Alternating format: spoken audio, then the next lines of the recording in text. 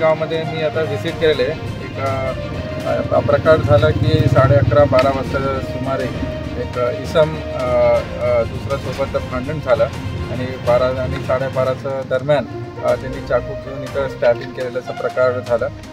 जे इंजोर्ड होता त्याला बार्शी हॉस्पिटलला शिफ्ट करताना तिथं बार्शी हॉस्पिटलमध्ये त्याला ब्रॉड डिक्लेअर्ड डेड म्हणून असं घोषित झालेले आहे। तर आम्ही इथं स्पॉटला व्हिजिट केलं, सगळं चौकशी केल्यानंतर हे समोर येते की हे गौरव म्हणून नाव आहे ते आरोपीचं, त्याचं आणि दुसरं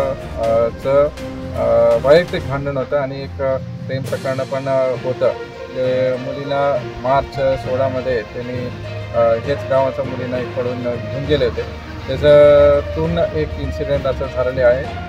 इथं वोटिंग पण सुरळीत चालू आहे। आम्ही वरती कलेक्टर साहेबांना रिपोर्ट दिले आहे, सगळं ऑब्झर्वर्सला पण रिपोर्ट दिले आहे। कोणताही राजकीय काही व्यक्तीचा या पार्टीचा इथं संबंध नाही।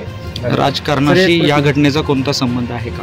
नाही आहे, ते क्लिअर प्रश्न काही लोकांच्या काही भावना म्हणजे जाणून घेतल्यानंतर असं समजलं की आजचं जे काही वोटिंग चालू आहे त्या संदर्भातून राजकारणाच्या भावनेतून असं काय कृत्य घडल्याचं असं काही नाही, तसं काही समोर येत नाही। आता गाववाले पण आहे, सगळं शांततेत चालू आहे। आता कोणताही असं पार्टी या व्यक्ती यांचा कोणताही सहभाग नाही आहे, त्यांचं वैयक्तिक काही इश्यूज होते, त्यांचं भांडणातून हे इन्सिडेंट झालेले आहे। धन्यवाद।